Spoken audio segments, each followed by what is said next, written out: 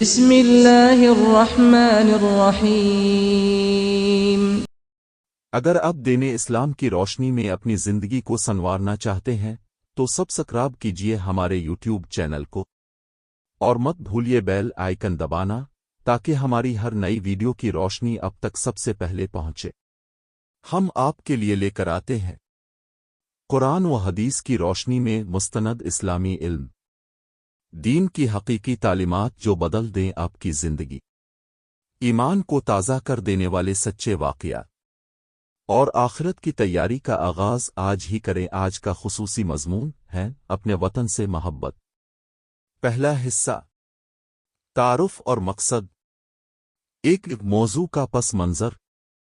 انسان جب اس دنیا میں پیدا ہوتا ہے تو سب سے پہلے وہ اپنی ماں کی گود اور اپنے گھر کے ماحول کو پہچانتا ہے۔ آہستہ آہستہ اس کی پہچان بڑھتی ہے اور وہ اپنے گاؤں، شہر اور پھر پورے ملک کو اپنا ماننے لگتا ہے۔ وطن وہ جگہ ہے جہاں انسان کی پیدائش ہوئی، جہاں اس کا بچپن گزرا، جہاں اس نے اپنی پہلی سانس لی اور جہاں کے پانی ہوا اور مٹی نے اسے پروان چڑھایا۔ اسی لیے دنیا کے ہر باشعور شخص کے دل میں اپنے وطن کے لیے ایک خاص محبت اور تعلق ہوتا ہے۔ اسلام چونکہ ایک مکمل ضابط حیات ہے، اس نے انسان کی اس فطری محبت کو نہ صرف تسلیم کیا بلکہ اسے ایک مثبت رخ دیا۔ ہمارے پیارے نبی محمد کی زندگی بھی اس بات کی روشن مثال ہے کہ وطن کی محبت اور اس کی خدمت انسان کے ایمان کا ایک حصہ ہے۔ نبی کریم نے مکہ مکرمہ کو چھوڑتے وقت فرمایا، اے مکہ، تو اللہ کی زمین کا سب سے محبوب خطہ ہے اور اللہ کے نزدیک سب سے زیادہ پسندیدہ ہے۔ اگر تیری قوم نے مجھے یہاں سے نہ نکالا ہوتا تو میں کبھی تجھے نہ چھوڑتا۔ ترمذی، سنن نسائی۔ یہ حدیث مبارکہ اس حقیقت کو بیان کرتی ہے کہ نبی کو اپنے وطن مکہ سے کس قدر محبت تھی۔ یہ محبت صرف جذباتی وابستگی نہیں تھی بلکہ عملی خدمت کے ذریعے ظاہر ہوتی تھی۔ دو، اسلام میں وطن کی اہمیت۔ قرآن کریم میں اللہ تعالیٰ نے متعدد مقامات پر مختلف علاقوں، شہروں اور زمین کے حصوں کا ذکر عزت و احترام کے ساتھ کیا ہے۔ اللہ نے مکہ مکرمہ کی قسم کھائی، والتنین والزو 58 سنینِ و ایزیا البیلن المنین، سورۃ التین 1-3۔ اس میں البلد الامین سے مراد مکہ مکرمہ ہے۔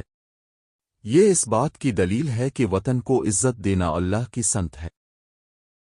اسلام میں وطن کی خدمت صرف جسمانی عسکری پہلو سے نہیں بلکہ اخلاقی، معاشرتی، تعلیمی اور معاشی اعتبار سے بھی اہم ہے۔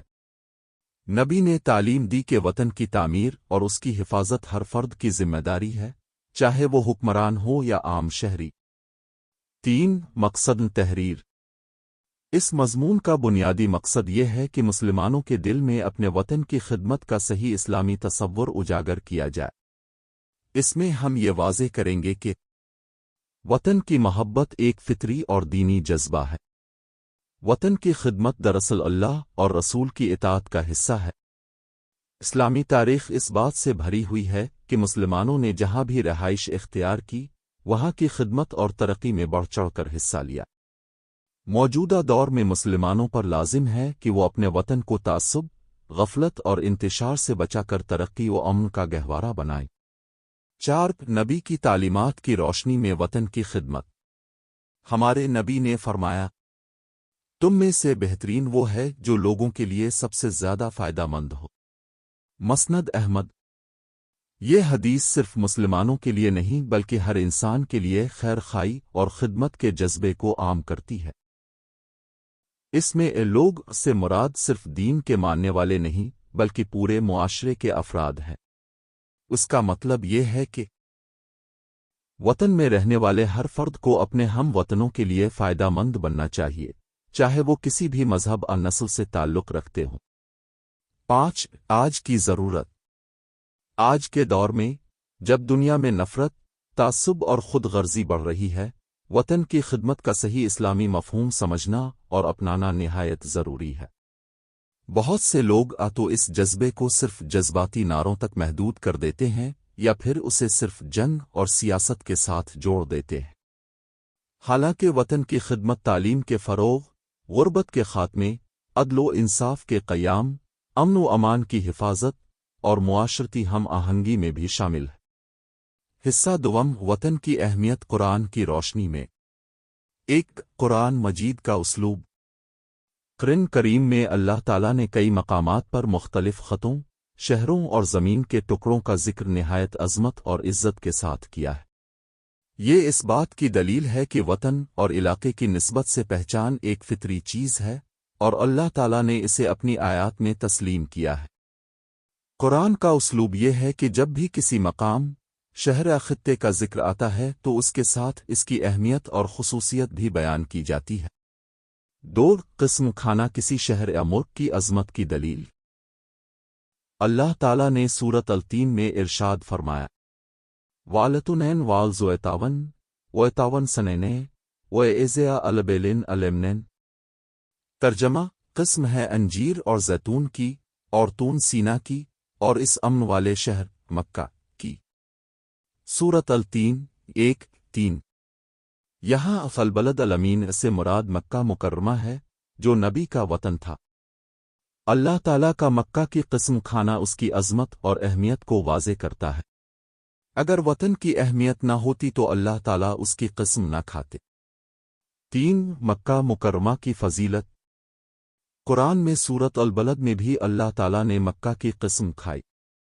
لیا آقسمہ نے ازیا البیلن وائنتہ نلوب نے ازیا البیلن۔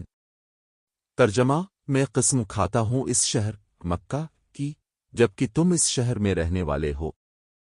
سورۃ البلد 1-2۔ یہاں بھی اللہ تعالیٰ مکہ کو خاص عظمت کے ساتھ ذکر فرما رہے ہیں اور نبی کی اس شہر میں موجودگی کو مزید باعث شرف بتا رہے ہیں۔ اس سے یہ بات ثابت ہوتی ہے کہ کسی شہر یا وطن کی عزت اور خدمت کرنا دینی اعتبار سے بھی درست اور اہم ہے۔ 4، حضرت موسیٰ علیہ السلام اور وطن کی محبت۔ قرآن میں حضرت موسیٰ علیہ السلام کے واقعے میں بھی وطن کی محبت کا پہلو ملتا ہے۔ جب آپ مصر چھوڑ کر مدین کی طرف گئے تو دل میں وطن کی یاد اور محبت موجود تھی۔ بعد میں اللہ تعالیٰ نے آپ کو حکم دیا کہ واپس مصر جاؤ اور اپنی قوم کو فرعون کے ظلم سے نجات دو۔ اس واقعے سے یہ سبق ملتا ہے کہ وطن کی خدمت کے لیے کبھی کبھی قربانیاں دینی پڑتی ہیں اور وطن واپس جا کر اس کی اصلاح کرنا ایک عظیم کام ہے۔ 5، ہجرت اور وطن کی یاد۔ نبی جب مکہ سے مدینہ ہجرت فرما رہے تھے تو مکہ کی گلیوں اور فضاؤں کو محبت بھری نظر سے دیکھ کر یہ الفاظ کہے، اے مکہ تو اللہ کی زمین کا سب سے محبوب خطہ ہے اور اللہ کے نزدیک سب سے زیادہ پسندیدہ ہے۔ اگر تیری قوم نے مجھے نہ نکالا ہوتا تو میں کبھی تجھے نہ چھوڑتا۔ ترمذی، سنن نسائی۔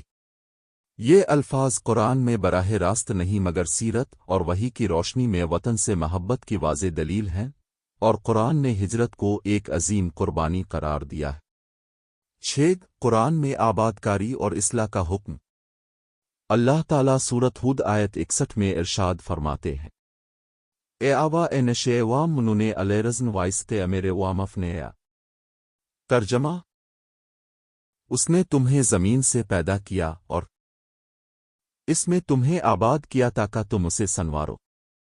یہ آیت اس بات کی طرف اشارہ کرتی ہے کہ زمین کی ترقی اور آبادکاری انسان کی ذمہ داری ہے، اور چونکہ ہر انسان کا اپنا وطن اس کی ذمہ داری کا سب سے پہلا دائرہ ہوتا ہے، اس لیے وطن کی خدمت اور اس کی ترقی میں حصہ لینا قرآن کے حکم کے مطابق۔ 7، ظالم سے وطن کو بچانا۔ قرآن میں متعدد جگہ ظالموں کے خلاف جدوجہد کا ذکر آیا ہے۔ سورۃ النساء آیت 75 میں فرمایا، وَإِمَيَا لِوَامَ لِيَا تَاقِيَتْ نَلَاوَنِفْنْ سَيْنٍ الْيَنْ وَعَلْمَاسَتِ زَائِفْنِمْ نِ الْرَنُجَيْلْ وَعَلَّنُّسَيْعَنْ وَعَلَوْلَدَيْنِ۔ ترجمہ، تمہیں کیا ہو گیا ہے کہ تم اللہ کی راہ میں اور ان کمزور مردوں، عورتوں اور بچوں کے لیے جہاد نہیں کرتے؟ یہ آیت بتاتی ہے کہ جب وطن کے لوگ ظلم کا شکار ہوں تو ان کی حفاظت اور مدد کرنا فرض ہے۔ اس میں وطن کی خدمت کا ایک بڑا پہلو شامل ہے، یعنی امن قائم کرنا اور ظالم کو روکنا۔ 8، خلاصہ۔ قرآن مجید وطن کی اہمیت کو نہ صرف تسلیم کرتا ہے بلکہ اس کے تحفظ، خدمت اور ترقی کے لیے واضح اصول بھی دیتا ہے۔ اللہ تعالیٰ نے نبیوں کے قصص میں بار بار یہ پیغام دیا کہ وطن سے محبت اور اس کی بھلائی کے لیے قربانی دینا انبیاء کا طریقہ ہے۔